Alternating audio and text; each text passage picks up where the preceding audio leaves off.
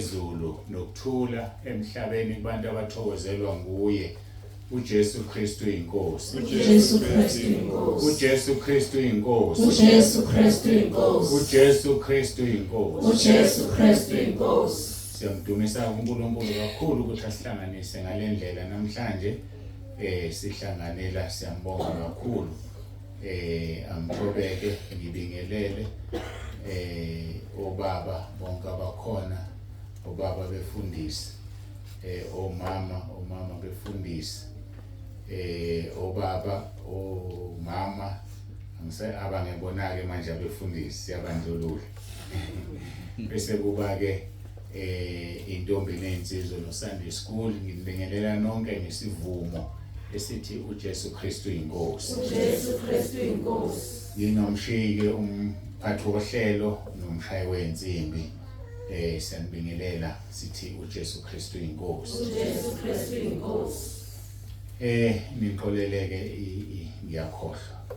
Ubushilo ukuthi ubaba ubani ngiyafisa ukumusho. Uthe ubaba ubani?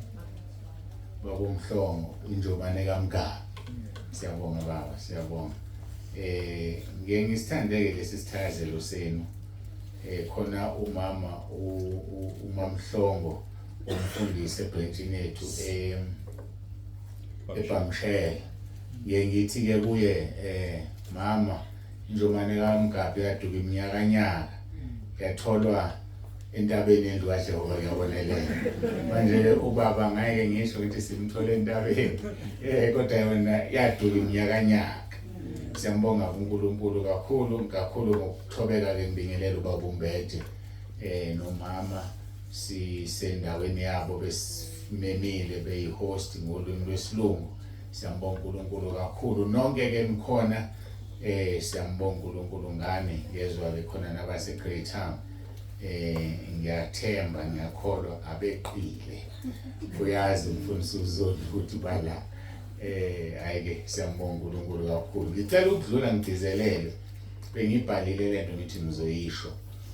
Angikhulumi ke nani nonke la umama useyishilo ngikhuluma nabo bonke abangilalelayo. Angiqale ngiqolise ukusuka la ngibuyele lapha. Sihlushwa ile camera le manje nje. Iqale ngazi bese kuyikhwaya noma before ikhwaya siyanyakaza isithombe sithi. So khona la sengithola ukuthi sinyakaza mayisetheke khona. So bengibuyisela lapho ukuze umama aqhubeke khona into ka YouTube ke sifotela uYouTube. So ke angazi kodwa nje ngithemba ukuthi ayingeke isaqhubeka isihluphe. Indaba yekhwaya ake ngidizelele bengithi ngizoyisho bese ngibhalile. Ngicela nizilalele khwaya lembu uzozwakala abantu ababili kuphela ngoba bephethe ama-mic. Umulalela ku WhatsApp ngenhlanhla ke ku YouTube bazobonakala ukuthi bebebaningi kodwa uma ulalela indlela uzozwa ababili ayiphathi imic ekhwaya. Okuqinisa ucula wedwa bagqibe bonke yabona labo omama bememuva kwenu bebefana nabangekho bekhona. So ikhwaya nje ayiphathi imic. Ngaphandle kokuthi njobe shilo umama nonke ninama-mic. Maningenawo nonke ningawuphathi. Kuze umculo wenu uzwakale kahle. No Sunday school siyazi ukuthi ke babuye basho amavesi awaqhamuke lapha ama-mic. Ngoba nabo bekukhona bebephethe ama-mic bonke abanye abezwakala ayiphathi imic ekhwayeni. Bese sicela ke futhi uma ningapracticeanga ne-keyboard ikhwaya alituli ne-keyboard ngoba somehow iyababhimbisa ngoba bepractice njani ingekho. So kodwa mabe practice nayo ilungile iyafuneka. Asibambeni lonto leyo iyosiza phambili. Njalo nje uma ikhwaya lingapracticeanga ne-keyboard ayithuli i-keyboard bashaya ngamaphimbo abo. Kodwa mabe practice nayo ilungile. Besithi ke angiyilungise nami leyo nto mhlambe ke mayisikhulunywa wesibili izozwakala. Angisakhulumi nabasembuba bodwa ngikhuluma na wonke umuntu ozoyilalela le nkonzo emabranchini ethu awu-30. Maningi impela uNkulunkulu sesibusisile ngawo. Bayathanda abantu ukuthatha ama-mic. Nomphathi wohlela akayeke ukunikeza ikhwaya ama-mic ngoba yona uyena. Bathi beqhamuka bebehlangabeza nge-mic. Bazoyinqaba bathini sebeyinikile. Ngeke uyinqabe nawe. Kodwa ke umndeni wamabuya kakhulu enqabile. Siyabonga kakhulu ke. Kube kuhle yona into ebeyisibonelo ke khona nizoyibona into esikhulumayo. Ngicela ukubuza ukuthi obani baphakamisa izandla abangekho ekhaya lethu. Ngizela ukuthi ngingaloku ngichaze ikhaya lethu, bonke abantu balaba basekhaya lethu. Ufuna ukuchaza ikhaya lethu kodwa abangekho abangazi ukuthi ikhaya lethu ngicela baphakamisa izandla. Hawu. Yebaki noma kumbejana ezikhaya lethu. Mama. Hawu. Nani amadodana waphakamisile wona la. Nihleli nobaba nimchaze njini ikhaya lethu. Ngazi mina ngazi. Asidluleke senginibonile nibaningi ngichaze ikhaya lethu. Nilizwe nilazi. uNkulunkulu eminyakeni o15 edlule wathi angimakhela ibandla lakhe. Igama lebandla leli libhalwe la entabeni yendlu kaJehova liyabonelela. Wasekuthi ke ngo2020 mase kuvalwa izwe ngenxa yeCovid. Wathi uNkulunkulu angakhe igroup kaWhatsApp. Ngabuza ukuthi ngiyibize ngokuthini, wathi angithi ikhaya lethu. Ikhaya lethu igroup kaWhatsApp. Kodwa mose ungenile ekhaya lethu uyubona iemblem yebandla. Yizathu sokufaka iemblem ukuthi ngifuna laziwe ngoba laziwe sekudume nje ikhaya lethu. Akusazi ukuthi khona into abayendlu kaJehova kuyiyona ezala ikhaya lethu. Awu mama Manzo ngiyabingelela mama, siyabonga. Akusazi ukuthi likhona ikhaya lethu, yali into abayendlu kaJehova liyabonelela. So abanye ke badideka acabanga ukuthi umuntu usentabeni. Mawuse grouping usekhaya lethu awukho entabeni, awukho ebandleni. Kodwa igroup ihlanganisa amabandla amaningi esinabafundisi over 1000 bamahlelo ahlukene. Ngakho ke ekhaya lethu igroup le. So kuleyo group ke njengamanje sekunamalungu angaphezulu ka10300. Njengamanje masiqeda la mawubona nje inkonzo yakapheli kahle sengihlezi phansi sengicofa ifone ngithumela lenkonzo ngoba kukhona abayilindile. Khona abangasakhonzi emabandleni abo abathi baxoshiwe, baxoshelwe ukuthi uJesu Kristu inkosi engizomchaza manje. Abanye baxoshelwe ukuthi bayaguqa mabethandaza. Umoya wani loyo bawuthathephi baxoshwe kanti sebefundisekile ekhaya lethu. So ke bahlezi emakhaya basakhonzi balindele inkonzo ngoba uyakwazi ukukhonza ekhaya ungayanga ebandleni elithize uma unenkonzo efana nale. Ngesikhathi izwe livaliwe sasihlala phansi ngivuka ngo8, hayi ngivuka ngo8. Ngo8 ngangithumela inkonzo kubo bonke ababesekhaya lethu ngaleso sikhathi. Bese thina ngo10:10 siqoqane umndeni nabazukulu sicule sidumisa uNkulunkulu bese siyakhuleka. Siqeda ukukhuleka sithathe ifone le bengithumela kuyinkonzo kanye nami silalele sonke ukukhonza uNkulunkulu lo. Mase siqeda ukulalela bese siyacula siyadumisa sikhuleke simbonga uNkulunkulu. So ukukhonzile waqeda la. So ke asikho isidingo ngoba abekho nabantu ebandleni kwenzakalani maniphuma nihlele. Umbonela ubani begqoka ukuthi. Umbonela umfundisi mayisethi uma uyikhonzela efonini yakho uyaphepha ekuhlebeni nakuzo zonke izinto. Kodwa ngisho ukuthi ngiyaku-encourage lokho. Kodwa mawusuxoshwe ebandleni lakho yini esingayenza kukho esingakwenza. Bayaxoshwa abantu nami ngaxoshwe ekhwezini. Ngixoshela ukuthi ngithi uJesu Kristu inkosi. So ke ukuxoshwa ngeke ukuvimbe. Kodwa ukuthi uNkulunkulu Samuel 2 chapter 14 verse 14 uma ukufa thina sinjengamanzi akhithwe emhlabathini angena qoqo kodwa yena akakuchithi ukuphila uqamba amasu ukuthi umuntu oxoshiwe angabe ngumxoshwa kuyena. So liyasiqinisa ke lelozwi so xoshwe endaweni esixoshwa kuzona masingaxoshiwe ezulwini asinandaba nalezo indawo. So ke ikhaya lezwi ke indawo la kungena khona inkonzo every day. Suku nosuku kungena inkonzo ngo2023 ke uNkulunkulu asesi-introduce kulokhu ke uYouTube. KuYouTube ke ziyatholakala inkonzo. Futhi mangenza inkonzo kaWhatsApp neka YouTube yangena ngaleso sikhathi. So ke umuntu ukhonza lapha ethanda ukukhonza khona. Sesinabantu abaningi asebesondela uma bengakafiki ngigcine a few days ukubheka besondele kakhulu ku-800,000 abantu ababuka ku-YouTube. Ama-subscribers awu 4,500 ngiyacabanga ngisakhumbula. Ama-subscribers ama-video sesiwenzile ngaphezulu ka-3,000 eminyakeni emibili nje kuphela. Sibonga uNkulunkulu-ke sinikeza yena udumo. Ngicabanga ukuthi-ke sesiyalazi ikhaya lezwi abebengalazi. Ungaba kuhle kungena ekhaya lezwi uthola inkonzo uyakhula usuku nosuku ngoba uNkulunkulu ngiphe inkonzo yokufundisa. So siyafundisa-ke kakhulu le nkonzo enqabile emabandleni yashunyayela. Khona umahluko phakathi kokushumayela nokufundisa. Ukushumayela ngikuchaze ngolimi esizoluzwa mawuphuma uye ehlathini uyotheza izinkukhu uzilanda uzilethe ekhaya. Ukushumayela ukulanda imphefumulo ezweni uzoyiletha kuJesu. Bese-ke abefundisi-ke baqhubeke bakushumayeze usungaphakathi. Awuzithezi izinkuni sezisebaleni egcekeni. Ziyathezwa izinkuni egcekeni. So-ke manje yikho-ke lento ekudala ukuthi kukhule kangaka ikhaya lezwi. Abantu bathola ukufundiseka ngezwi likaNkulunkulu. Kanti abefundisi isikhathi esiningi balokhu beqhubekile beshumayela nje. Asishumayeli uma umzalwane sesekhaya. Siyamfundisa ngezwi likaNkulunkulu ukuthi ubungcwele buphilwa kanjani ukuze umuntu angene ezulwini. Ngoba phela useziyekile izona.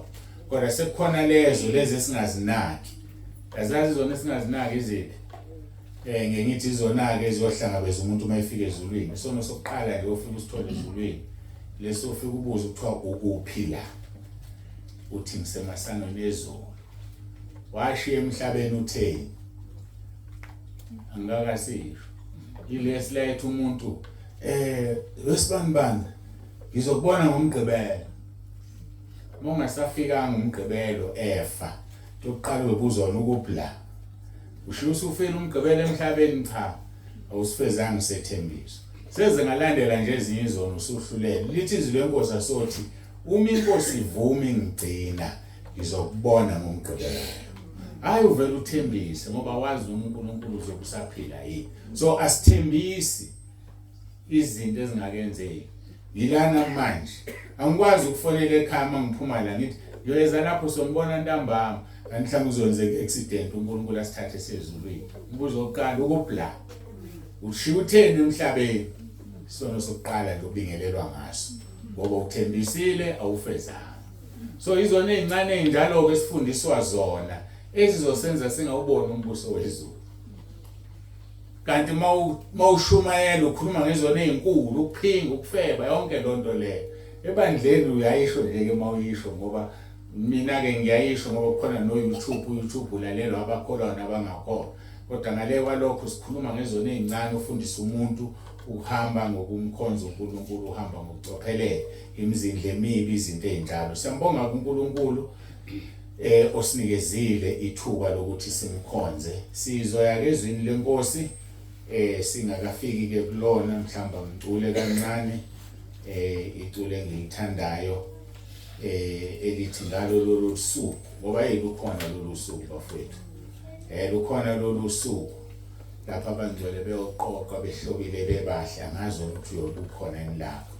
Ngakho-ke masisebenze sesemhlabeni lithi emawusho umsebenzi sisekhona la emhlabeni ngoba sizele sonke ukuzosebenza ngamazinga ethu angafani. Kodwa okukhulu kunakho konke khona into esifana ngayo sizoshumayela ngenkambo. Inkambo masishumayele. Ngifulathele ngibhekele ngingaboni umuntu engikhonza naye angithembele uNkulunkulu ngiphile ngenkambo yami. Ngoba khona abantu abakubonayo abazokwenza lento yenzayo ukuthi afike ezulwini. Thena labo abantu ababona besikhokhweni. Athi uNkulunkulu ngangidale ukuthi bawusindiswa ngenkambo yabo. Awuliphilanga izwi lami. Join them uhambe nawe esikhokhweni. Hawu Nkosi, angifebanga, angiphinganga, angitshontshanga, ngibulalanga. Yebo ukwenzanga kodwa uliphilanga izwi. Izwi liyaphila bafowethu. Ukungaphili kuyisono, ukungakholwa kuyisono.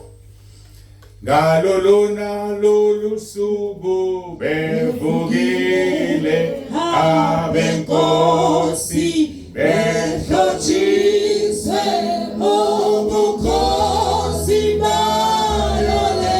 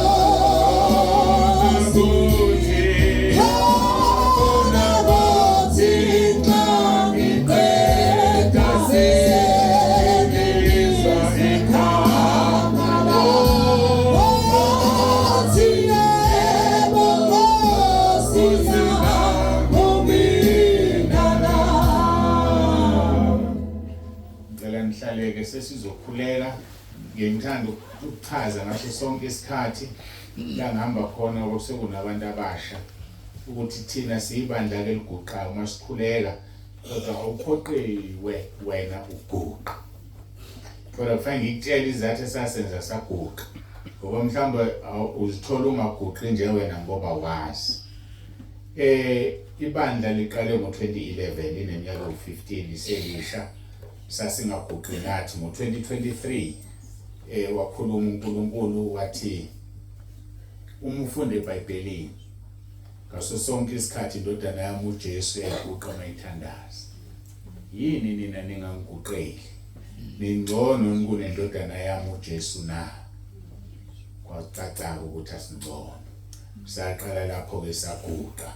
Ihubo 95 likhuluma ngakho ukuguqa. Kusho ukuthi ke siyaguqa ngenxa yokuthi asingcono kunoJesu.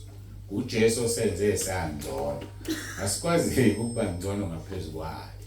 Kodwa kasiphoqi umuntu wena mawuzibona ungcono kunaye hlala ungaguqi. Asiguqe sikhuleke.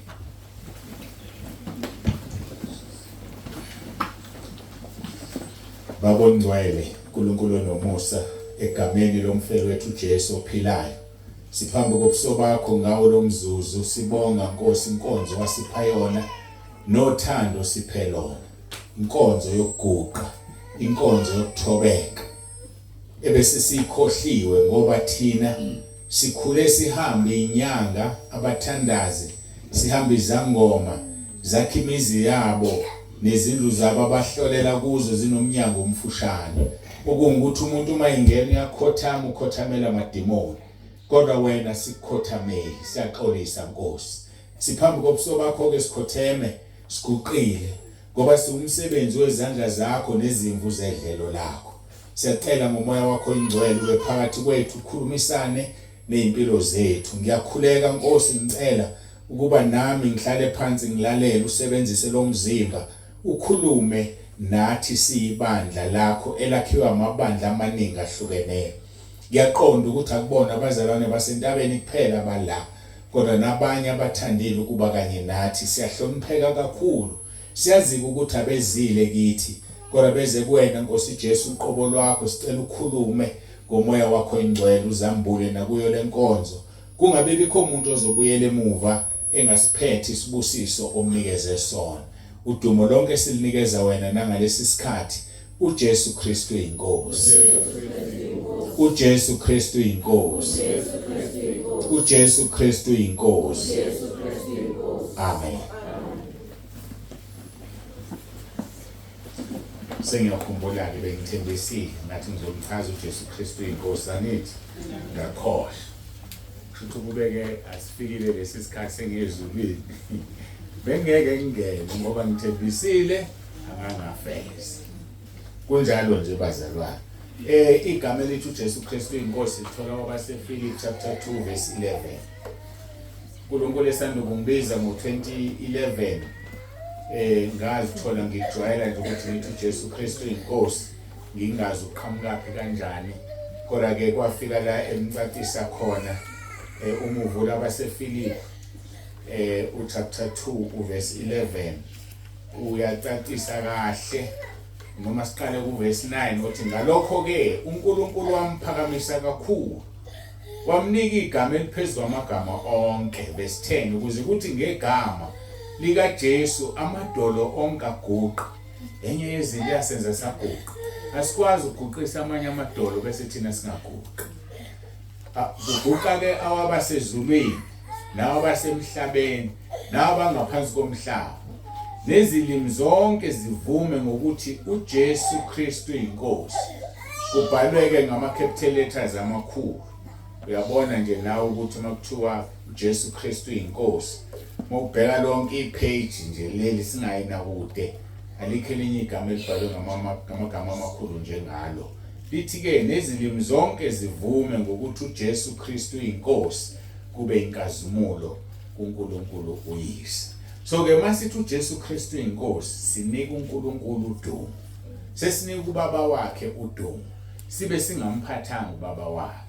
So ke uma ke simvuma, usho njalo uRoma 10 verse 9, uma uvuma ngomlomo wakho ukuthi uJesu Kristu inkosi uyasindiswa. So kusho ukuthi ke njalo uma usizwa sithi uJesu Kristu inkosi, we are being saved, siyasindiswa. Mawa engehla lingakhala ngaso sikhathi icilongo inkosi izolanda ibandla, ngeke singahlwithwa ngoba lo mvumayo ngomlomo wakhe uyasindiswa. So ke igama ke uNkulunkulu asinikeze lona njengebandla siyalisebenzisa kakhulu noma sesibingelelana noma kwenzakalani, ngoba sishaya umoya ukuthi mhlawumbe ngizobingelelana nawe kanti ungiqumbele ungithukuthelele.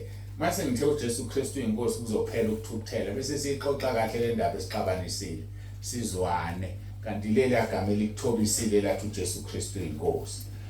Uma ke ngila ngithi uJesu Kristu inkosi, sonke njengebandla sizosho, ngoba mangiguqisa amadolo asesihogweni wena uthulu lokhu uyabusa azoza kuwe azogcwala kuwena, ungasho ukuthi uyabusa nawe ethanda uJesu Kristu inkosi ukuze siwaxoshe lamadimoni ashona esihogweni ayokusha. So ke isivumo akusona isiqubulo, abantu besiqubulo ama-politicians, isivumo lesi esisinikezwe inkosi uJesu eseBhayibhelini esithi uJesu Kristu inkosi. Noma ubani umukelekile ukusisho, noma webandla noma kuyena owebandla, siqoshelwane ke thina, siqoshela ukuthi konakele lento yambulwa ngalomuntu esingamhlonipha esingenandaba naye. Ngangcono beyambulwe ngaba ngcono kunoba kunzibande. Manje ke kuthiwa ke umoya kaNsibande lo, ngasho kanjani umoya kaNsibande into eseBhayibhelini kubhalwe ngamagama amakhulu. So ke saqoshwa ke endaweni esiqoshwe kuzona ke uNkulunkulu ukuqamba amasu ukuthi umqoshwa ngabe umqoshwa kuyena. So kunabazalwane abaqoshiwe emabandleni, baqoshela ukuguqa nokuthi uJesu Kristu inkosi. Into esezweni angazi ukuthi umuntu uma eqosha umuntu emqoshela ukuthi uJesu Kristu inkosi, kuyena uyini, okusho ukuthi akayona inkosi phela kuyena, angazi ukuthi uyini.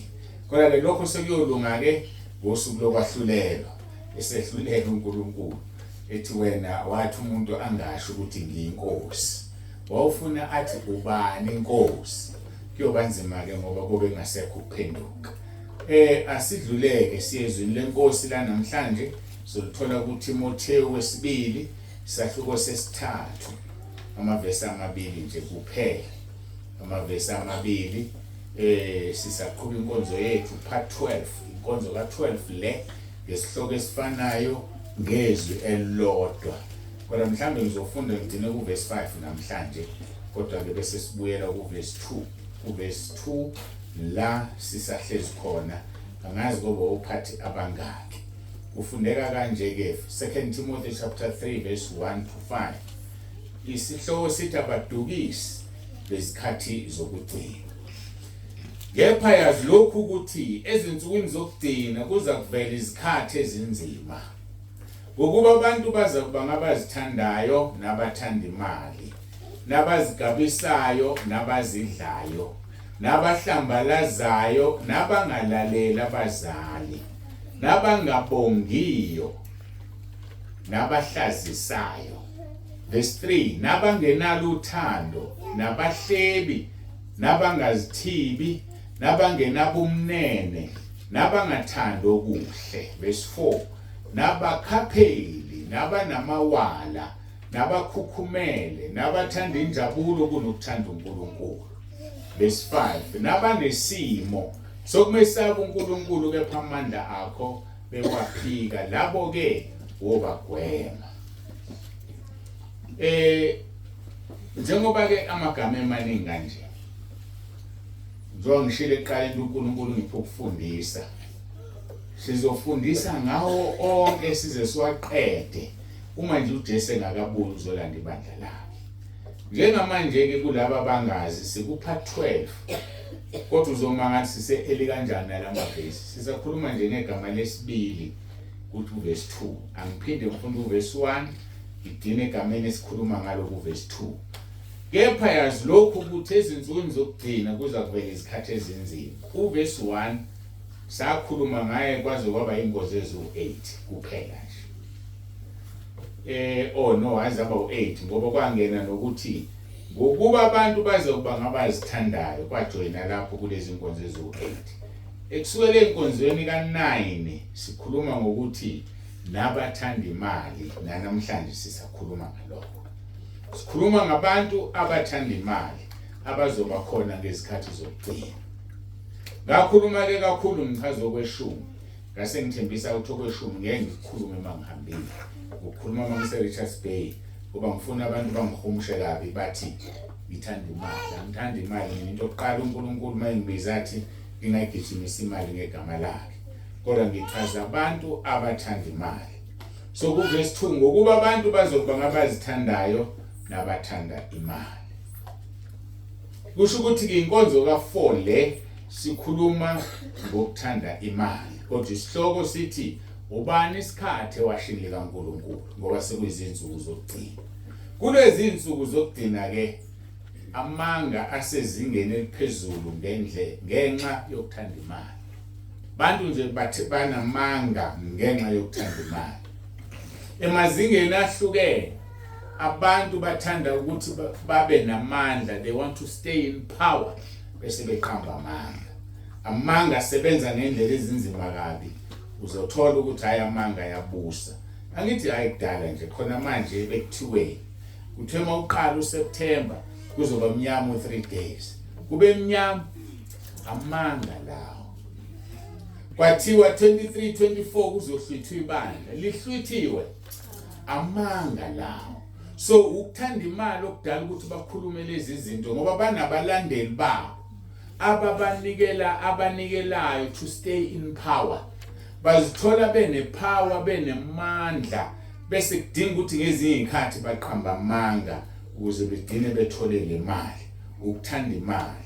Khumbula imali uyenza kalula uma usemagunyeni. Kulula kabi ukwenza imali uma unamandla. Umuntu onamandla nje kulula ukwenza imali. Ngingilinganise ngami isemagunyeni ngoba uNkulunkulu uthi ngisungule ibandla, ngasungula ibandla linamagatsha awu-30. Laba abantu uNkulunkulu unginikeze bona ukuthi into engikhulumayo bayilalele. Uma ngingahluka ngiphume kuNkulunkulu ngihlubuke bengangiboni usengihlubukile, ngingasho noma yini bayenze kanti ngisebenziseni igunya engikulona. Ilento engizama ukuyichaza. Abantu abasemagunyeni namhlanje basebenzisa amanga ngoba bazi ukuthi abantu bayabathemba. So okuyisono kuNkulunkulu ngoba wonke umuntu usazophendula uNkulunkulu ukuthi ngakunikeza ibandla elithile ngathi lihole, walihola kanjani na. Ingakho u2 Timothy chapter 2 verse 15 ethi masikhuthalele ukuziveza sizisebenzi ezithembekile kuNkulunkulu eziqondisa kahle izwi leqiniso. Ngoba uma ungathembekile, ungakhuthele, sisazoma phambi kaNkulunkulu. Athi uJakobe ningabi ngabafundisi abaningi ngoba sisazome kwahlulelweni. So ngayo yonke into engikhuluma la ngisazohlulelwa. Nawe ngayo yonke into ekhulunywa la usazohlulelwa. So kufanele siqaphele ulimi lwethu singabi kudedengu. Manje abantu basebenzise ukulalelwa abantu, basebenzise ukuhlonishwa abantu ngolimi lwezulu oluqondile basebesenga ezimithiyo uqamba amanga lokho. So ke bathi uJesu uzobuya. uJesu bahlazileke manje wabaveza ukuthi angihambi nabo. Uma uJesu ethe akazi usuku ukuthi uzolanda nini ibandla, uqhamuka umuntu owaziyo ufana nalento oguqa. uNkulunkulu wathi ningcono yini kunoJesu. Ngibuza ukuthi abantu abathi ibandla lizohlwithwa bazi kangcono kunoJesu ngoba uJesu uthe akalazi lizothathwa nini. Kodwa sekuqhamuka kunabantu abaziyo ukuthi lizohlwithwa nini. So ke uNkulunkulu uzokwenza mhlambe noma ngabe uyezohlwitha uzoliyekela laba abantu abazenza ngcono kunoJesu. Bethi kusho yena. Usho kanjani engashongo ukuthi uyazi? So asizilaleleke lezi zinto. Into ezosiphephisa abazalwane ukufunda izwi. Ngoba uma ungalifunda izwi uzotshelwa inoma ubani noma yini bese uyayenza. Uma ungalifunda izwi uzotshelwa na olifundile ocorrect othunywe uNkulunkulu ungabaze ngoba usungabaza kwane ekhulunywa umuntu. Kanti funda izwi khona uzokwazi ukuhlukanisa umoya. Funda izwi khona uzobaza abakaNkulunkulu. Ngithe mina lento izoveza abakaNkulunkulu nokungebona. So behlezi phansi abantu belalele sebeyazi ukuthi usibani bani mayihlala ethu uJesu uthi usuke eqinisile noma uqamba amanga. Sebeyakwazi abantu sekumuntu ukwathathela isinqumo ukuthi yena uyaqhubeka uyalandela noma wenze njani. Kodwa mina ngi-encourage ukuthi asiyeke ukulandela abantu. Yekani ukulandela uNsibande mabe nilandela uNsibande. Landelani izwi ngoba uJesu John 7:38 engihlale ngimquote uthi okholwa njengokusho kombhalo iswini sakhe kugobhoza imfula yamanzi aphilayo. Akakazazi ukuthi okholwa njengokusho kaNsibande. Akakazazi ukuthi okholwa njengokusho kaSibani bani. So asiyeke ukulandela abantu, asiyeke ukukhonza abantu. Asilandele izwi likaNkulunkulu ngoba liphilile. Izwi likaNkulunkulu linamandla. Izwi likaNkulunkulu ngeke lisiphoxe. Lithi izwi lenkosi lapha kuRoma chapter 10. Okholwayo akanakujabhiswa. Masikholwa ke sikholwa izwi, asikholwa umuntu. Asibayekeni abantu ngoba abantu ngeke basisendawo. Umuntu akazange amdala umuntu. Umuntu akazange alidala izulu. Umuntu akazange asidala isihogo. Umuntu siyanaye toilet. Umuntu sizohlulelwa naye. So why should we follow those people? Asibakhohlweni abantu ngeke basenze lutho. Fundizwe, jwayele, ufunde. Sikhuluma ukuthi ube nenkinga kunevesi ongal understand. Ubuze sithandaze uNkulunkulu asithethe lisho ukuthini. Hayi ukuthi ukunqena ukufunda iBhayibheli. Ngoba uzihamba uhlomeke ungena noma yikuphi. Abantu badayisa izinto zabo ngoba kuthiwa uJesu seyabuya. Ngicaka ukuthi odayisa into yakhe imali yona uzohamba nayo yini. Ngoba nemali nayo izosala. Zonke lezi zinto zizosala. Kodwa njengamanje kusile. Sefanele babuyele emakhaya abadayisa amakhaya wasekho. Ngoba uJesu kuthweni uzobuya. uJesu uyabuya hayi ukuthi akazobuya. Kodwa akekho waziyo. Asihlaleni isilungile namanje ngikhuluma la angabuya. Uzobuya noma yinini asazi asihlale isilungile. Kodwa akekho ozokhama azositshela usuku. Naye ethakalwazi lwazobaba wakhe kuphela. Kodwa lokho sikuthola phi ezwini likaNkulunkulu. So uNkulunkulu akaliphikisi izwi lakhe. Akwenzeki la ngephutha. So ke ngikhuluma ke ngabantu abaqamba amanga ngoba besemagunyeni ebese likhuluma ngoba kunabantu abamlandelayo efuna ukuhlale kuphi kwipower. Manje into ebuhlungu ke khona manje sebeyakhuluma bathi abakaze bakusho lokho. Mase bekuphika ke sithi abanye bathini bathi sithandazile sathi ayime kancane iReach. Ungubani wena ongatshela uNkulunkulu into ayiplana wazonela indodana yakho ukuthi uzoyenza umtshela kangayenzi.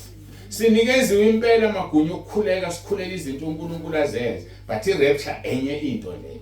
Akekho umuntu ongahlehlisa iRapture. Ngingambuza umbuzo wodwa kahlehle yini angafuni yena ukuyezulwini. Uyihlehliselana iRapture ngathi thina sifuna ukuyezulwini. Sifuna ukuhlwithwa thina siyophumula ekhaya ezulwini. Yena uyakhuleka uyayihlehlisa. UPaulo lokuthi ubedidekile wathi khona mayisebona ayisenzeki usethu ihlehlisile. Bafowethu ake siniyeke ukulandela abantu. Silandele izwi likaNkulunkulu. Ngoba masibambe izwi sibambe ukusho kwakhe. Mawubamba ukusho kwakhe izwi likaNkulunkulu aliboli lithi iBhayibheli owenza izwi uzophila ingunaphakade. Ngakho ke njengamanje sekuyinkomba ngombani. Banye bathi banamandla okushintshisa uNkulunkulu ukulanda kwebandla. Asingeni ke lapho akulutho okwami ngizona encourage. Angizeli uzogxeka abantu. Unfortunately mawusukujantshi isitimela sidlula sizokushayisa. Kodwa into engizoyenza ngizothi bafowethu asingaphela amandla. uJesu sazobuya. uJesu sazolanda ibandla lakhe ngesikhathi ayisakhe sikayise. Ngesikhathi sikaNkulunkulu Baba aothe unguNkulunkulu kaAbraham, uNkulunkulu kaIsaka, uNkulunkulu kaJakobe. Uma uNkulunkulu lamadoda amathathu, Galatia 3:7 lithi abakholwayo ibona abangamadodana kaNkulunkulu, ibona abangamadodana kaAbraham. So uNkulunkulu wethu ke uma ethi unguNkulunkulu kaAbraham. uJesu Kristu inkosi. uJesu Kristu inkosi. uJesu Kristu inkosi. Ngakho-ke bazalwane, asiqhubekeni simkhonze uNkulunkulu sihlale kuye. uNkulunkulu izwi lakhe linazo zonke impendulo. uDeuteronomy 18 verse 20 nokuya ku22 uyasichazela isimo esidlula kusona njengamanje. Ukhuluma ngabaprofeti bamanga. Uthi verse 20, kepha umprofeti oyokhuluma izwi ngokuziqhenya egameni lami engingamyalanga ukulikhuluma noma elikhuluma egameni labanye uNkulunkulu, lo mprofeti uyokufa. Asikhulume ngokufa okuphuma komphefumulo. Uyokufa ngoba uzolahla esihogweni. Abantu abasukela uNkulunkulu bethu uthe engashongo namhlanje sitshela ukuthi bazokufa. Abantu abasukela uJesu bathi uJesu uthe engashongo, labo bantu bazobhubha esihogweni. Kodwa othi uJesu uthe eshilo uxwayisa abantu bakhe ngeke abhubhe esihogweni. So thina sidinga ukuba nomoya wokuhlukanisa. Sidinga ukuba nomoya wokuthi Nkosi ngisize ngikwazi ukuhlukanisa. Ngingadli noma yini, ngingathathi noma yini. Ngoba asidli noma yini uma sikhonza uNkulunkulu. Uma kubekiwe ukudla eplatini ukhetha lokho okuzokuphilisa ukuyeka ongakufuni okugulisayo. Uthi-ke kepha umprofeti oyokhuluma izwi ngokuziqhenya egameni lami engingamyalanga ukulikhuluma noma ekhuluma egameni labanye uNkulunkulu, lo mprofeti uyokufa. Verse 21, uma uthi enhlizweni yakho singalazi kanjani izwi kaJehova ngalikhulumanga na? Verse 22 yakuphendula uthi yazike ukuthi lokhu umprofeti akukhulumayo egameni likaJehova bese ingenzeki leyo nto ingaveli iyiyo njengoba ikhulunyiwe, akusiyo uJehova oyikhulumile. Umprofeti uyikhulumele ngokuziqhenya, ungamesabi. So ke siyafundiswa la abantu abakhuluma izinto zingenzeki uthi uNkulunkulu akusiyena okhulumile. uNkulunkulu sithembisile ukuthi uyohamba nathi, amen nathi, esikukhulumayo uzokwenza. Kodwa uma sikhuluma ini izwi lakhe. So uma uphikisana nezwi lakhe uzokuveza obala ukuthi wena awumkhonzi. Ngoba izwi lakhe uJesu uthe kodlula izulu nomhlaba ngeke kudlule nagamana linye ngilikhulumile lingawenzanga umsebenzi. Uthe mayiqeda ukusho njalo wayesethi akukho namunye owazi ihora nesikhathi engiyobuya ngaso, ubaba osezulwini nazingelosi azazi. So lelo gama ke uthi uJesu kuzodlula izulu nomhlaba ngeke kudlule lingafezekile. Obani asebeyazi, obani asebe nokwazi uJesu into angayazi na? Kanti obani abangamadodana kaNkulunkulu? uJesu Kristu inkosi. uJesu Kristu inkosi. uJesu Kristu inkosi. uJesu Kristu inkosi. uJesu Kristu inkosi. uJesu Kristu inkosi. Sisaqhubeka ke nokuthanda imali. Ngithe abantu bathanda imali bese beqhamba amanga kuze bahlale besemagunyeni. Unfortunately ke this time around bawaqhambile amanga base bevela obala. Ukuthanda imali kwenza umuntu aphakame aziqhenye. Ukuthanda imali. Ngithi ke mina ngoba ngikhuluma nani nodwa njengoba nila, njengoba kurecorda lento kaYouTube nabantu abaningi emhlabeni wonke naphesheya kwezilwandle abakhuluma izulu bayilalela lezi nkonzo. Ngithi mina zintathu izinto eziwisa umfundisi. Okokuqala imali. Imali yamuwisa umfundisi uma engalilaleli lelizwe lithi ukuthanda imali kuyimpande yakho konke okuhle. Number 2, into ewisa umfundisi ukuphakama. Uyaphakama umfundisi. Siyabazi bahamba ngeimoto bese bethwayini kube ngifuna igama esinsiliyalahleka. Imoto ezibakakayo babiyelekile bane security. Uma uqhamuka nje wena ufuna ukukhuluma naye ngeke umthole. Lento eyenzeka kuJesu. Bathe abawomama befuna ingane zabo zibusiswe, abafundi babavimba.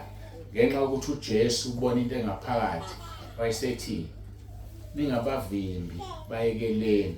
Bayisezochaza ukuthi umuntu wathi vumelana abantwana beze kimi ningabanqabeli. So ke ngamanye amagama abafundi base bekhohlwa umsebenzi wabo sebeyisecurity yokuvimba abantu bengayi kuJesu. So ke khona abafundisi ke abayilolo hlobo. Ngiyamthandaza uNkulunkulu ngamcela ngisize ngingafiki lapho. Noma ubani ufuna ukukhuluma nami, ufuna ukungibingelela, ufuna ukuthini, akhululeka kusho. Ngoba naye basabe indaba zabo beze bebe ngisecurity. Basabani ukudutshula. Loyo ngidubula ngeke ngife uNkulunkulu engavumile. Kodwa mayivumile ngobe sengiye ekhaya ngiyobusa. Ngoba ukuthi ufe kanjani akukuvimbe ezulwini. Uvindo ukuthi uphile kanjani. Ukufa akwenzi lutho. Ukufa umnyango yabona umnyango wetendelo. Umuntu ephuma ethi khwacala asamboni ukuthi wenzani. Umuntu mayefake uphume kulomzimba asimboni ukuthi wenzani. So ukufa indlela yokuphuma emzimbeni. So ukuthi ufe kanjani akushintshe lutho. Kufana nokungcwaba umuntu. Uma ngiyongcwaba isigebengu ngeke singene ezulwini ngoba singcwatshwe yimina. Futhi kahle ulanga lomngcwabo lifika umuntu kudala efikile la yakhona. Yabona kwangimile la. Angazi isikhathi singanani amafoni amakude. Lesi sikhathi sengisimile la. Umuntu ofe ngaleso sikhathi ngiqala ukumala kudala efikile esihogweni. Maye ezulwini kudala efikile ezulwini. So lento esiyoshoyo mase ngcwatshwa ukuthi ngikhonzele wenza ukuthi usukudlala.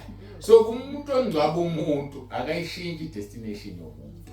Ngoba umuntu kudala efikile hayi ukube ngithenga imali ngafa ngaba ikakafiki imoto yasemakhazeni ezongilana. Kodwa mina sengifikile kuphi lapho engisebenzela khona. So ke asibe nayo lonto engqondweni ngoba asikusizi sikhulume nezidumbu ungikhonzele ekhaya. Ngotshela ubani ukuthi nokuthi akakuzwa lo muntu kunalokho yakhala esihogweni mayise esihogweni yajabula ezulwini usekhohlwa nokuliwa kwasemhlabeni thina lokhu sikhuluma nesidumbu la. So uNkulunkulu akasizeke sizi understand lezo zinto senze ngalahla iphuzu ebengigijima nalo. Kodwa ke bengikhuluma ngokuthanda imali. Abantu bayithanda imali bese beqamba amanga besemagunyeni. So ke bengikhuluma ngokuthanda imali abantu baziqhenye. Bathanda imali babe nama security bagade ube yonke lento. Mayifika umuntu engibulala mina uyongibulala nje. Ngihambe ngiyele ezulwini uma ngife ngingcwele ngiyele esihogweni uma ngife sengwile. Kodwa umkhuleko wami ukuthi ngimkhonze uNkulunkulu kuze kube sekugcineni. Sikhuluma ke ngabantu abaphakeme. Uthini kuMpostoli Paul ngabantu abaphakeme? Sikhuluma ngabazalwane la abaphakeme, sikhuluma ngabantu abangakhona. Ngishilo ngathi uNkulunkulu ngipha ukufundisa, angifundisi ke masimangaphandle ngishumayela ngiyashumayela manje sishumayela siyafundisa. Base Roma 12:3 uthi uMpostoli Paul ngokuba ngomusa engiyuphiweyo ngisho kulona loyo phakathi kwenu ukuthi angacabangi athi mkhulu kunalokho afanele ukucabanga. Acabange kube ngokuqonda. So akekho umuntu omkhulu kunomunye bazalwane akungene lokho emakhanda ethu. Nina ke bazalwane niyahlupha. Anithanda ukuyesihogweni kodwa nithatha abafundisi basesihogweni. Nibasa kanjani abefundisi na? Mase nibakhulekela senibenza amaphosi. Naye bese yavuma phakame. Umfundisi ngokwasezulwini mncane kunani nonke. Njengoba ngimla ngimncane kunani nonke bazalwane. Ngimphakela ukudla. Umuntu owethe ukudla usuke ngaphansi kwabantu abanikeza ukudla. So asiyeke lento okukhulekela abefundisi sibenza amakhosi. Ngoba ezulwini abalutho bangabelusi. Niyazi mawunemfuyo lapha ekhaya unenkomo zelusile unezimvu qasha umelusi. Uwena ubani omkhulu umelusi noma lezi inkomo zakho. Ngithi inkomo zakho mawuzidayisa uzothola imali. Uma uzeke umdayisela ukumdayisa yodwa into ongayenza kuye mayiphethe kabi nqosha. Uzoqosha inkomo zakho ngoba zidla amasimu. Cha, kodwa uzoqosha abani? Umalusi oyivumile izandla amasimu abantu. Nasekukholweni ke kunjalo sikhonza uNkulunkulu ovusayo. Umuntu bandebhede bandleni uNkulunkulu uzomgudluza avuse umuntu. Ngeke aqosha abazalwane. Ayingene lento siyazi asiyeke ukufaka abafundisi esihogweni sibaqhoshise sibenze uNkulunkulu emhlabeni. Akekho uNkulunkulu wasemhlabeni, uNkulunkulu ezulwini emhlabeni nangaphansi komhlaba. So okwethu thina ukuthi sazi ukuthi uNkulunkulu usibeke kuphi, abafundisi babeke kuphi. Yebo sibahloniphe njengabantu, kodwa ayisibakhonze. Ayisibakhonze. Ngiyase nangeqembu lebhola. Chiefs yenza kabi. Uba umuntu awungiqosha ba. Uqosha abadlali noma uqosha ucoach. Injalo nje lento pho isididapha lekholweni. Isididapha ekholweni asiyeke ukukhonza abefundisi. Yiyo lento esifundisa ekhaya lezi ukuthi uNkulunkulu kabani owethu sonke akuyena okamfundisi. Yeka lento ukuthi umfundisi ngicela umthandazele ngiyagula. Umfundisi ingane yami iyagula uyibeka izandla. Nawe uyakwazi ukuyibeka izandla. Izwi lenkosi libeka kucace lapha kwaba yehlise kancane nje amadoda nakho kuphakama la. Izwi lenkosi libeka kucace lapha kuMarko chapter 16 verse 17. Lithi lezi izibonakaliso zizobalandela abakholwayo. Alisho ukuthi lezi izibonakaliso zizolandela abefundisi. No. Izibonakaliso zilandela abakholwayo. Bese lithi ngegama lami bazokhipha amadimoni. So akuyena umfundisi kuphela okhipha idimoni, noma ubani ongcwele phambi kaNkulunkulu uyakhipha idimoni ngegama likaJesu. Bese lithi bazoshumayela ngelimi ezintsha. Sikeke ukushumayela ngoba ukwabathize mhlawumbe angazi nabo, kodwa kasibiziwe sonke sibize ukushumayela. Bese lithi sobeka izandla kwabagulayo basinde. Onjani? Okholwayo. So kusho ukuthi nawe ingane yakho mayigula beka izandla ungalokhu hambisa ingane yakho eklinikhi. Bese lithi sophuza ukubulalayo ungasenzi lutho. So uphatha inyoka zingasenzi lutho. Akulona ilungelo labefundisi, ilungelo lomuntu okholwayo. Asiyeke ukukhoshisa abefundisi. Yikho ngokuhlangana nomfundisi eJobheni, awusanginike nedrink nje. Ngikunika idrink ubani? Unamba bani ezulwini? Na usatatazela usuthatha u50 lokho kugcina ufuna ukugibela ngawo uzela embo. So unika umfundisi lapha. Umfundisi unikelele wonke abantu nemali eningi. Asiyekeni ukubakhonza. Sikhonza uJesu. Yabona mhla senza leyo nto iphutha elifana leli lenzekile lokuthi kuthiwa uJesu uzobulanda ibandla. Lelo phutha ngeke lenzeke ngoba nabaqamba imanga bazokwazi ukuthi amanga abo awabakhokheli, amanga abo awabasizi. Baqhubeka namanga nje ngoba bayazi ukuthi ninjani niyabakhonza nibanike imali. So ke uthi uPaul ke akube ilona loyo angacabangi athi mkhulu kunalokho afanele ukucabanga, kodwa cabange kube ngokuqonda.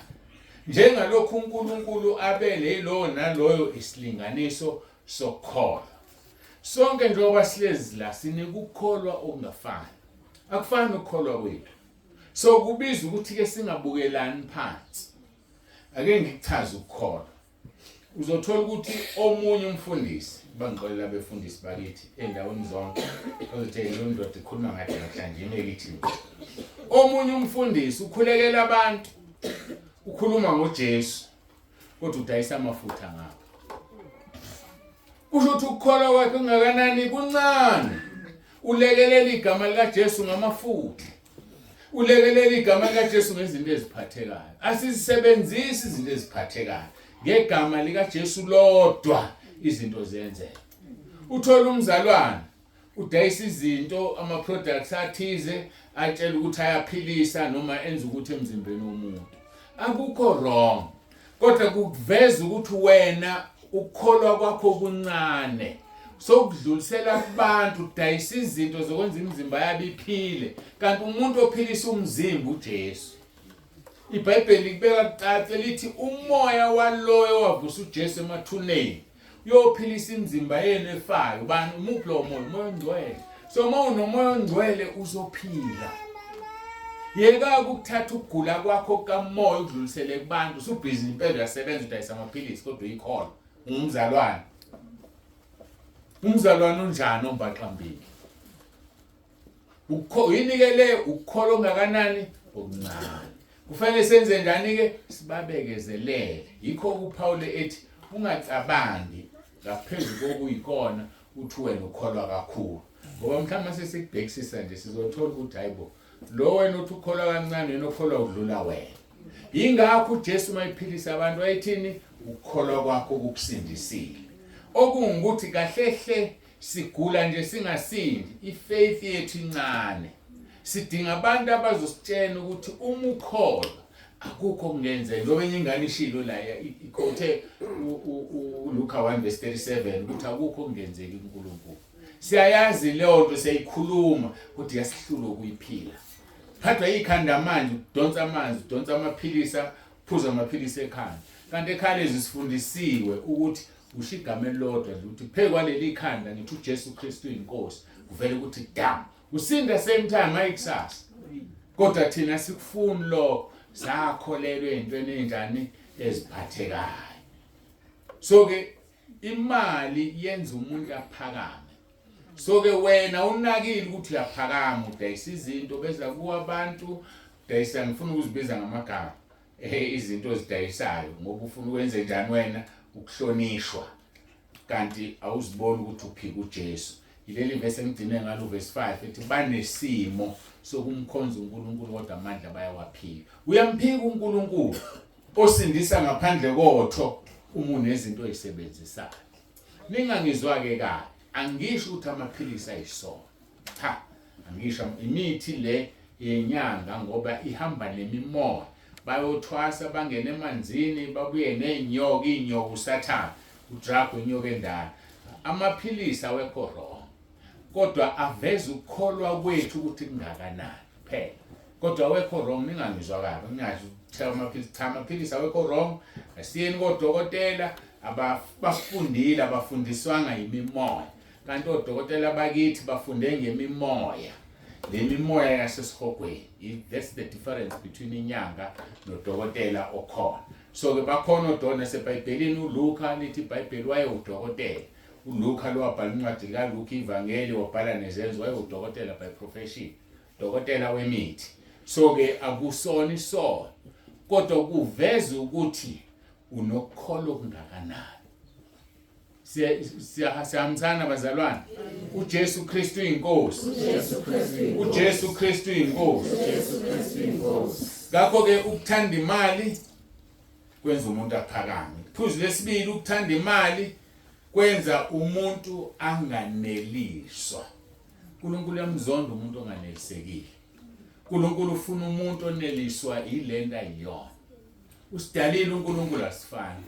Khona abantu abamnyama ngebala, khona abampofu ngebala. Thola umnyama useyacream ususisikhumba sakhe, akanelisiwe. Thola abantu bakithi abamnyama banelisiwe inwele zabe emfushane baqhominwe. Awunelisiwe izinyo lakho elimhlophe uyofakela egolide. Zonke lezo zinto zikhombisa ukungeneliswa. Amase Roman 9:20 lihlanganisa konke. Lithi lo muntu usola umdalo wakhe uthi wangenzelani kanje. Uzofuthini phambi kaNkulunkulu. Yamsola ungenzanga ngani ngayindiya. Awungenzanga ngani ngawumlungu. Ubhlungu ke lento uthola umuntu unobuso obuhlophe, intamo emnyama. Mayizithinte ethi izandla zinjani? Zimnyama. Bengathi akuzona ezakhe. Ihambe emnyama. Emva kweminyaka kwenzakalani? Ufunda uIsaiah chapter 3. Kwenzeka ishadi kube namabala amnyama ngasasuku. Mabala amnyama uyakushaya. Ufunda uIsaiah chapter 3 uzokutshela uNkulunkulu uyakushaya ubizwa ukuthi ishada. Usunamabala ngoba wasola uNkulunkulu wakudalelana manje. So ke bazalwane asimkhonzeni uNkulunkulu ngakho konke asinikeze khona saneliswe. Uma uPaul ebhalela uTimotheo indodana yakhe kaMoya ku chapter 6:6-9 uthi yebo umesaba uNkulunkulu kanye nokwaneliswa kuyinzuzo enkulu. Umesaba uNkulunkulu bese yaneliswa. Ungabe umuntu onganeliswa. Abesethu verse 7 ngokuba silethanga lutho ezweni kusobala ukuthi singehambe nalutho. So uma singalethanga lutho ezweni ayikho into esohamba nayo. Ngiyentshela abantu abasha bakhona nala. Umuntu omusha qale ngentombazana. Wazalwa abafana bekhona. Yini lento esikwenza usangane ngabafana? Uzofa futhi ubashiye.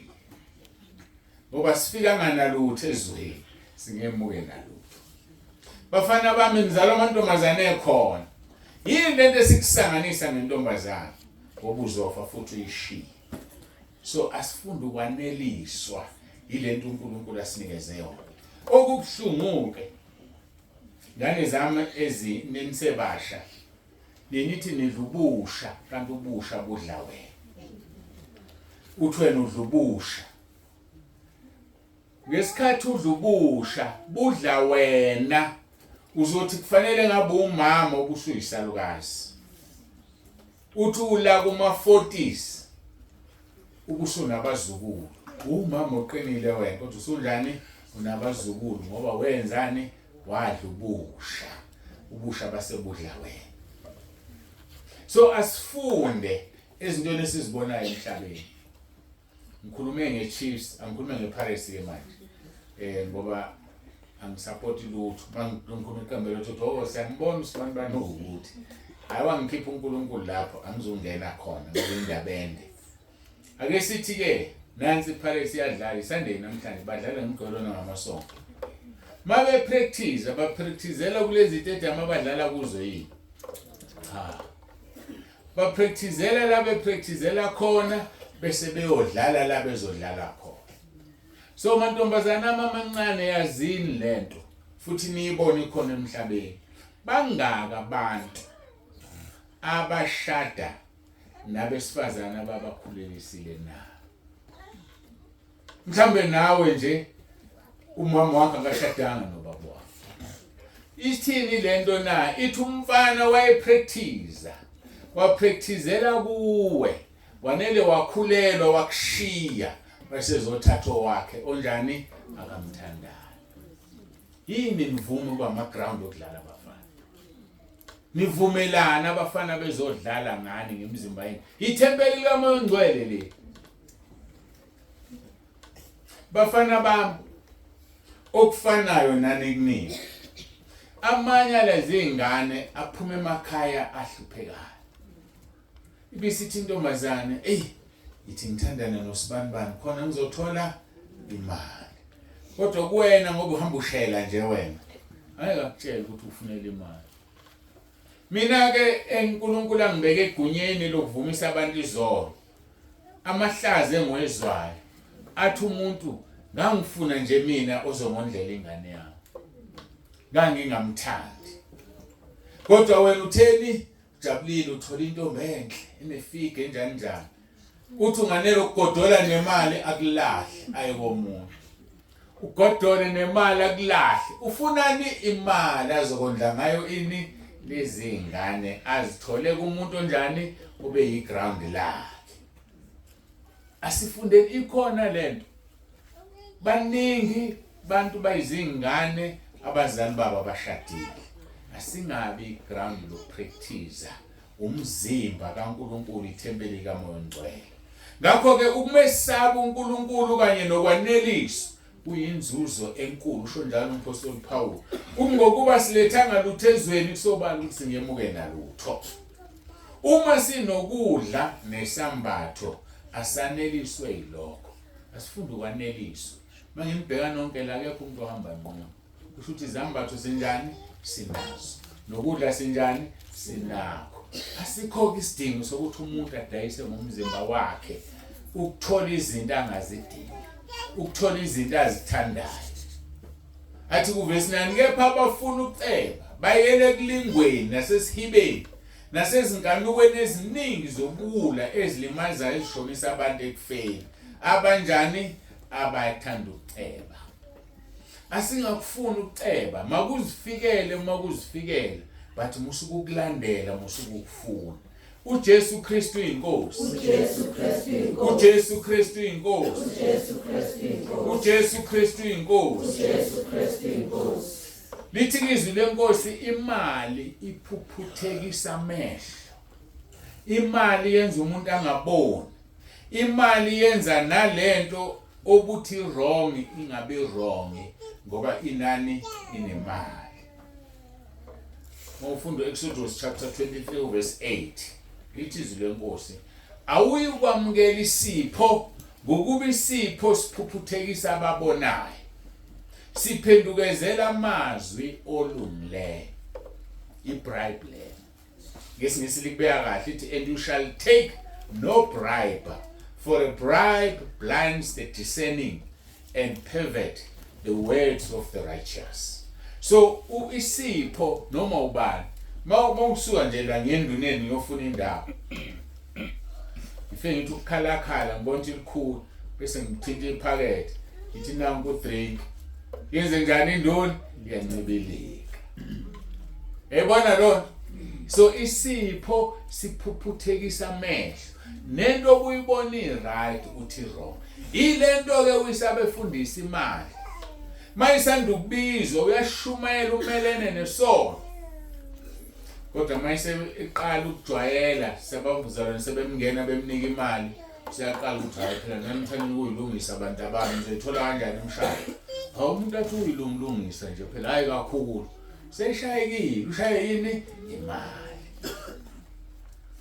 imali ayisona isono imali iyimpendulo yakho konke isho njalo izwi lenkosi kuMshumayeli 10 verse 19 kodwa ukuthanda imali kuyisono kodwa imali ayisona isono so abantu ngenxa yokuthanda imali badukela ukukholo sisazoyithola isho njalo la uthi ku verse 9 kepha abafuna ukuceba bayele kulingweni nasesihibeni nasezinkanukweni eziningi zobula ezilimaza ezishonisa abantu efeni nasebhujisweni iziphi lezi lingo na banjani bayahamba bayothwalela ibandla thola ukuthi ndwani hlezi lana nje uma bekuthiwa ngithwele ngivele ningazi unikeliswa nini uzinikele nangewashi iwashi liyaphi manje onemoto dini sehamba ngamatekisi futhi athini uthi uNkulunkulu akunikele emoto uyamsukela yilezi izinto athwele ngazo lo mfundisi ngakho qaphela ukuthi kuphi la ukhonza khona mhlamba si-address le issue ukhonzaphi ubani okhuluma phezulu kwempilo yakho ngoba lo muntu okhuluma phezulu kwempilo yakho ukhafula lo moya aphila ngawo mangimla ngikhafula umoya ngcwele ngiphila ngayo mangithwele ngikhafula amadimoni engithwele ngawo yiwo lawo azokwenza ugijima uzonikela usingqondo ususekhaya awu nganikela ngemali engane zami yokugcina ngayithi leli demon leli lenza abantu bagembula imali yakhe idliwe iphele nya mosusekhaya kusi kodwa ukwazi ukuye kugembula ngoba unayo uNkulunkulu so qaphela ukuthi ubani omaphambi kwakho ubani okushumayezayo ukushumayeza liphi ivangeli lemali noma leli likaJesu ebethelo wavuka ngosuku lesithathu engakwesokunene sikaBaba ngoba ileli ivangeli esilifunayo uJesu uthi singagijimisa imali ngegama lakhe thina masihluphekile siyaguqa yithi Nkosi uthe wena angenza umsebenzi wakho bangibizile embuba ngifuna ukuye embuba nginawo petrol angikwazi ukutshela abazalwane abangiqashanga abazalwane abangibizanga bangithuma ufuna ngitshela ongithumile wathi ngiyoshumayela uzonginika imali ngeke yehle ezulwini uzothinta wena uzonginika imali kodwa mase mina ngizithintela wena ngirong uNkulunkulu akayifuni leyo njengalento esiqalile ekhaya lezwi erong sekunabantu ekhaya lezwi abafuna imali bazalwane banesibindi ngifuna ukuthi bayiyeke leyo nto uNkulunkulu yangikhumbuza iyeke lento yokucela imali kumzalwane omunye ekhaya lezwi very wrong ngoba imini uNkulunkulu athi angakhalela ikhaya lezwi wena ukube mina ngimlalela ngalakho ikhaya lezwi ngaba ukho ukuqala ekhaya lezwi ngaba ubazi laba bantu so uhlaza umsebenzi kaNkulunkulu utshela abantu abasekhaya lezwi ukuthi uyahlupheka wena awunawo 1 2 no 3 abanye abazaqamba manga umuntu nendoda iyasebenza athi anginawo ama-pets how can you say that iyazi yona indoda yakho ukuthi ucela imali bazalwane ayiphele le nto angiyifuni ngaphambi kokuba ngiyikhulekele uNkulunkulu akushaya ngoba imini okuthiwa ngihlanganisela abantu angikaze ngicela imali mina kunini so akwazi ukukhanga umuntu ozongifuna imali qaphelani umuntu okufuna imali imlethela kimi nangusibani bani ngicela imali ngizodila naye mina ngale ndlela uNkulunkulu azongithenga ngidile angifunde lento nakancane Ngingethi mina uNkulunkulu enginika igunya phezukweni ngingayifuni imali bese kuqhamuka umuntu lesikhaleni anifuna imali. Ayifuneki ayiphele kumanje. Ngazi bazoyilalela inkonzo abaqondene nalonto bakuzwe bakiyeke. Ngoba uma bengakiyeki mina hayi omunye umuntu ngizokhuleka uNkulunkulu akushaya. Ukuthi uzokushaya kanjani ke namangazi. Kodwa hlukanani nokufunana nemali ukufuna unesibindi uye ukukhuleka ucela into uNkulunkulu ucela kumuntu. Uyilandela isiqalekiso uJeremiah 17:5 uthi uqale kusi umuntu othemba kubantu owenza inyama ibe ingalo yakhe. So umuntu owenza omunye umuntu amnikeza izinto abangakholwa benza. Umuntu ongakholwa ade ngikhuluma ngakho manje umuntu wesifazane uyiphatha kabi kwabesilisa ngoba efuna imali. Nawe usuzoyiphatha kabi ekhaya lezi ufuna imali kubazalwane. Hayi, that is wrong. So nani ningabaniki imali. Ikanje ukunikeza umuntu imali osekhaya lezi. Hamba ubona abahluphekile uma unemali eningi usukela umuntu umuphe. Usuke enhlizweni uzothola umqhele. Awukho umqhele womuntu ocela into kuwena bese uyamnika. Ufuna ukwazi lokho. Ngeke kuqhelise ngalutho uNkulunkulu la. uNkulunkulu ofanele akutshela athi hambe uyophusa bani nahlupheka uzokunika umvuzo. Lo ucela imali ngeke akunika umvuzo kodwa yena uzothola isiqalekiso ngoba uyeke ukuthemba uNkulunkulu uthemba abantu. Ngakho ke awuyikwamukela isipho ngokuba isipho siphuphuthekisa ababonayo. Siphendukezela amazwi alungileyo. Umuntu ngenxa yokuthola isipho ushintsha ukukhuluma. Kade efakaza mhlawumbe ethi cha nami ngiyafakaza ukuthi usibani wadla indawo kabani. Lo idlila akunika imali akunika isipho ushithi hayi angazi nami ngisawukhumbula umngcele uzini usuthola isipho. Qaphelani izimpeni zilezwa. uJesu Kristu inkosi. uJesu Kristu inkosi. uJesu Kristu inkosi. uMshumayeli 10:19 uthi ke idili lenzelwa ukuhleka newayini liyenamisa ukuphila. Kepha imali iyimpendulo yakho konke. Imali bazalwane iyimpendulo yakho konke. Kodwa kusho ukuthi asithande. Ukuthanda imali kuyimpande yesono. Sho njalo ke uTimotheo. Ngakho ke imali ayisona isono. Kodwa ukuthanda imali okuyisono. Ngokuba ukuthanda imali Timotheo 1:6:10 ngokuba ukuthanda imali kuyimpande yakho konke okubi abanye ngokuyifisa badukelwa ukukholwa bezigwaza ngeminjunju eminingi.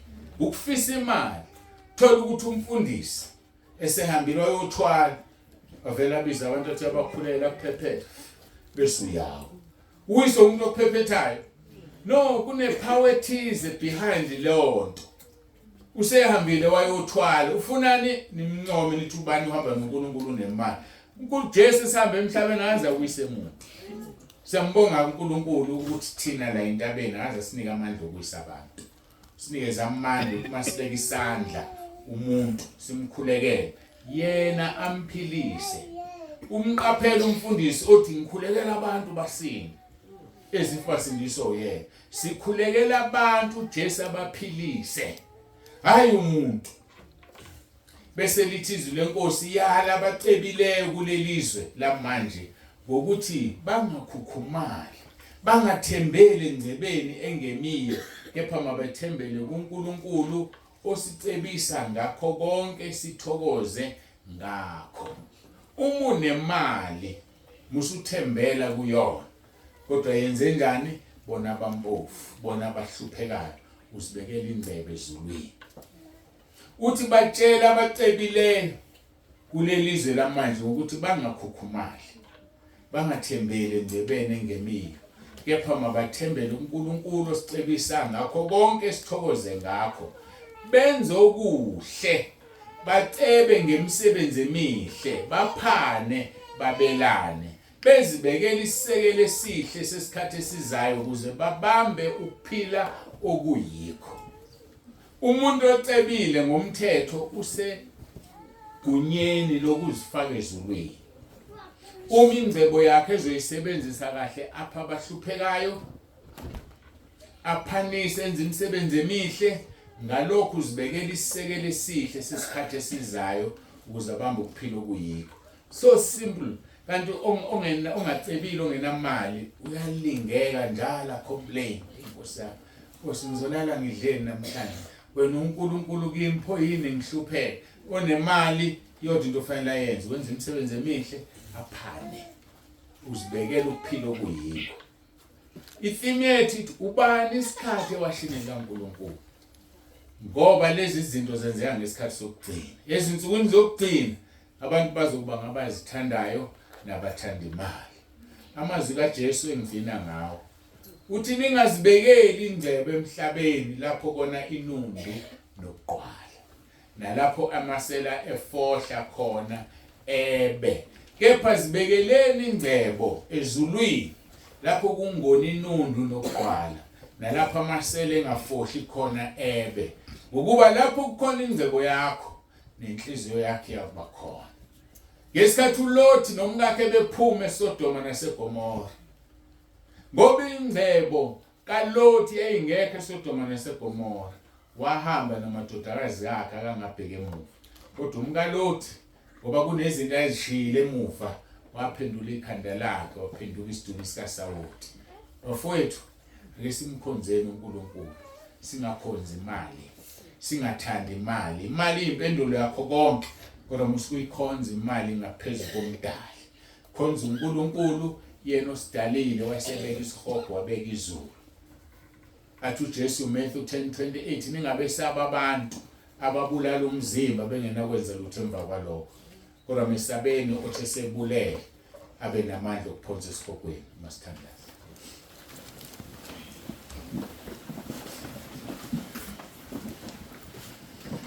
babongcwele babolungileyo uNkulunkulu wethu onomusa sukhulumile ngezwi lakho sukhulumile phakathi kwethu akekho ozilandulela ngosuku lokugcina esikucelayo kuwena ukuthi usiphe amandla okunqoba liyasho izwi lakho abaseKorinte bokuqala chapter 15 verse 57 lithi makabonge uNkulunkulu osipha ukunqoba ngendodana yakhe uJesu Kristu siyakubonga Nkosi kakhulu ngoba ngaphandle kwakhe asikwazi ukunqoba ngaphandle kwakho Nkosi Jesu asilutho siyabonga ngothando sithande ngalo wasithumelela umoya ongcwele kuyena ofakaza ngawo umoya ophuma kuBaba siyabonga uNkulunkulu wethu iba nathi namanje usigcina usilondoloze ngabanye sihlale kuwe singasuki njengokuba uMaria wahlala ezinyaweni zakho wase wathi wena ukhethe kahle khetha isabela ngayo kwaphucwa sona ukuhlala enyaweni zakho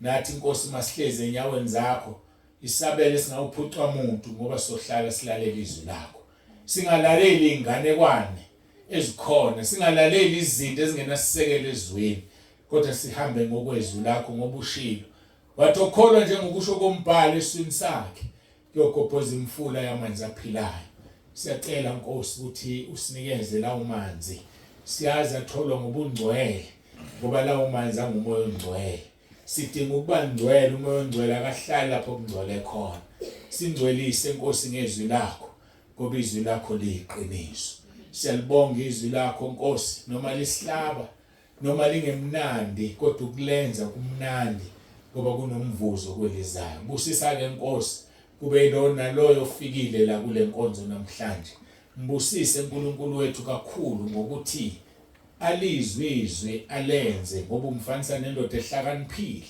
eyakhe indlela edwaleni mbusise Nkosi ngeHubo 125 ngoba kukhombisa ukuthi uyakwesaba ukufika kwakhe nje la ingoba esaba wena ngoba akazile kumuntu kodwa uze kuwe wenze kuverse 2 othe njengokuba izintaba zaqe eJerusalem kanjalo abantu bakho yabahaqa kalokhu kuze kube phakade haqake Nkosi kube lona loyo nomndeni wakhe kuze kube usuka ngena ngalezulwini udumo lonke silinikeza wena lokufanele izikhathi zingakabi bikho namanje uJesu Kristu inkosi uJesu Kristu inkosi uJesu Kristu inkosi amen kete yakho gobindela zimbi kete yakho yakho kete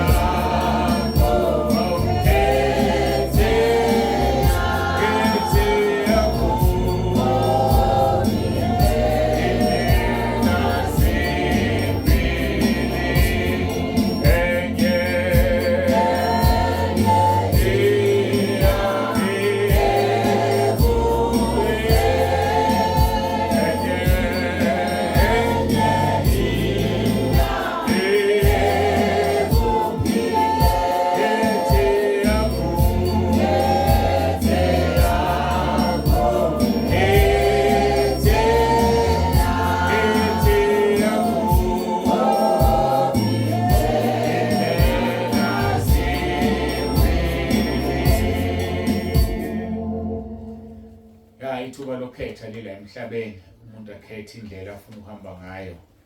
Uma ukhethe kahle uzojabula kwelizayo, kodwa uma ungakhethanga kahle ngeke ujabule kwelizayo. Nkosi uJesu uyithi asikhulekeni uRoma 10:9. Roma 10:9 izwi lokuvuma uJesu ukuthi uyinkosi. Uthi-ke uverse 10 wakhona uma uvuma ngomlomo wakho ukuthi uJesu uyinkosi uyasindiswa. Uyakholwa ngenhliziyo ukuthi uNkulunkulu wamvusa kwabafileyo kube ngokulunga. Sizozithathela ukulunga nokusindiswa sibe singasho ukuthi awusindisiwe. Ihlale ngichazela ngihamba khona ukuthi sinentuli zendlela. Intuli zendlela zidluliswa ngokuthandaza uRoma 10:9. Intuli zendlela yebo kade wakholwa, yebo usindisiwe, mhlawumbe ungumfundisi. Kodwa uzomangala ukuthi izintuli zendlela zingcolisile kuye ezulwini. Zingcolisa kanjani intuli zendlela na? Ngikhulumeke ukuthi mhlawumbe ugibela itekisi. Uhlala eduze kwabantu. Abantu ohleze eduze kwabo bakhuluma ngemkhuba. Uzwe ngoba bakhulumela phansi.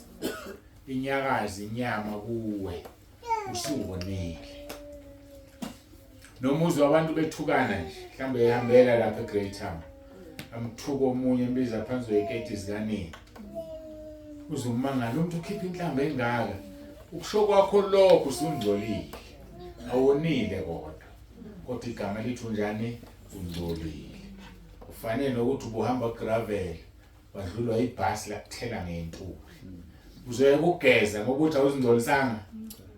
So asigezeni ke bafowethu sithandazeni uRoma 10:9. Uyakholwa awukholwa kodwa nje ukuthandaza uRoma 10:9 kuzokwenza ukulungela ukuhlutha kwebandla esingalazi uhlutha nini.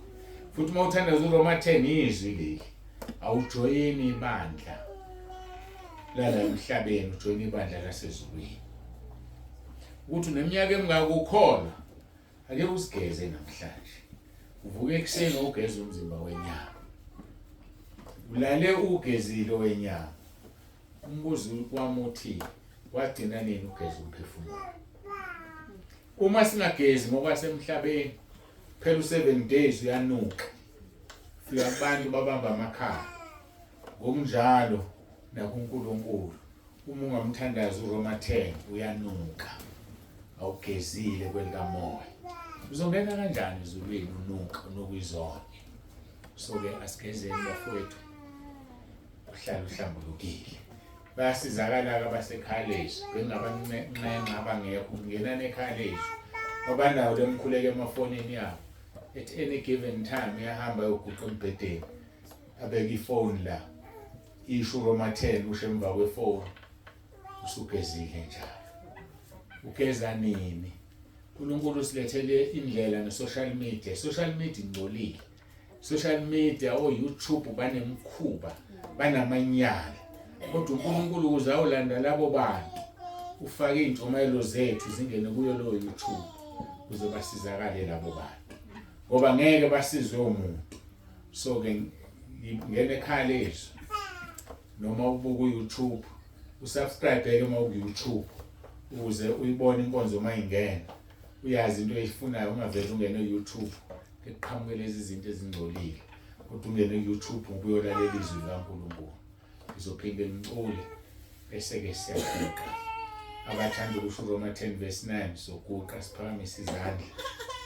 Simcele uNkulunkulu ukuthi asihlanze singelise, simcele uNkulunkulu. Kodwa ke abazazi ukuthi abavumile izono zabo, izono ziyavuma. Akuyona indlela yokuvuma izono le, indlela yokuhlambuluka. John 3:3 lithi labo abanethemba elinjalo bayazihlambulula kuye ngoba yena uhlambulukile. Khethe yakho babindlela zimbi. Khethe yakho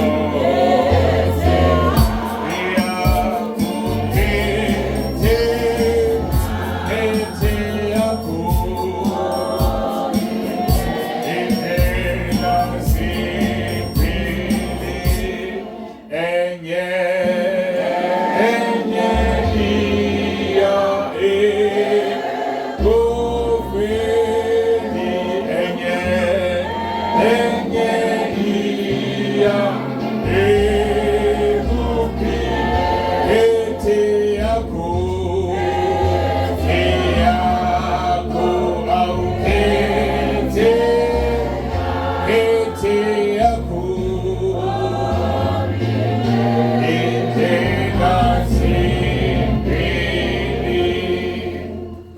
Isizandla sisho ke uRoma 10:9 ishemva kwami.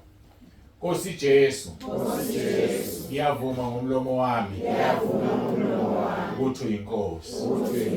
Ngiyakholwa enhlizweni yami ukuthi uNkulunkulu wakuvusa Nkosi Jesu kwabafileyo. Ngiyakhuleka egameni lakho Nkosi Jesu ukuba umsindise.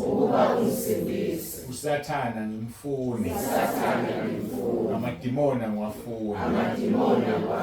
Ngiyacela Nkosi Jesu uphathe impilo yami, ungikhulule emandleni kaSathane, ungilondoloze Nkosi Jesu, uzongivuse ngosuku lokugcina. Ngiyabonga egameni lakho Nkosi Jesu. Amen. Ngicela ukunikhulekela-ke sisaguqile. Baba, egameni lomfelo wethu Jesu, nanti ibandla lakho Nkosi elakhiwa amabandla amahlelo amaningi ahlukeneyo. Lingelakho Nkosi, walithenga ngegazi lakho esiphambanweni. Siyazi ukuthi alikho ibandla ngegama lasemhlabeni eliyongena ezulwini, kodwa kungena umuntu ohlanziwe ngegazi likaJesu. Usazozicoshela abantu bathandayo emabandleni ahlukeneyo bafake ezulwini mhla ubuye. Ingakho sicela-ke Nkosi, manje sesithandazile abaseRoma 10:9 ukuba ugeze kube yilo naloyo Nkosi abengcwele phambi kobuso bakho. Alifanele izulu, akufanele ukuhlwithwa, ngoba uma wena njengomhlwithi ungcwele, asizuhlwithwa thina uma singengcwele. Babusiseke Nkosi, ubabiyele ubagcine ngamunye ngamunye kuze kube usuku lo naloyo angena ngale ekhaya ezulwini. Kungaba ukuthi usamlanda ngamunye ngamunye okungukufa, noma uyosilanda ususilanda kanye kanye, kodwa isiphetho salona loyo khona namhlanje la osekhulekile lo mkhuleko. Ngiyacela ukuba ngabuyele emuva, ngabuyele ezonweni, ahlukane nazo uzangene ezulwini ngosuku lokugcina. Biyela-ke Nkosi nemindeni yethu, sinemindeni engakholwa. Ngiyakhuleka Nkosi ukuthi uhambele imindeni yalona loyo khona namhlanje. Ubahambele Nkosi ngendlela ofisa ukubahambela ngayo, kube bazane nawe. Ave kumnandi ukuba sekhaya la bonke abantu bekhuluma ulimi olulodwa. Ngenelela-ke emakhayeni ethu Nkosi angazani nawe, ukuba bazane. Nkulunkulu Baba Jehova Sebawoti, kusho njalo uJesu kuJohane 6:44 uthi akekho zakimi engadonsiwe ubaba. Siyakucela Baba Somandla, mina imandla onke, odalile izulu walendlala, odala umhlaba uphanyekezeni, badonse abantu basemndenini yethu ngamunye ngamunye ezendodaneni yakho uJesu Kristu kuba bahlanzwe balungele ukuya ekhaya ezulwini. Siyabonga ngale nkonzo, siyabonga ngabo bonke abafikile babusise. Sesibuyele emuva usilondoloze ngabanye ngabanye, sifike siphephile emakhaya. Siyabonga udumo sikunikeza wena izikhathi zonke zingakabi bikho namanje kuze kube phakade. uJesu Kristu inkosi, uJesu Kristu inkosi, uJesu Kristu inkosi. Amen.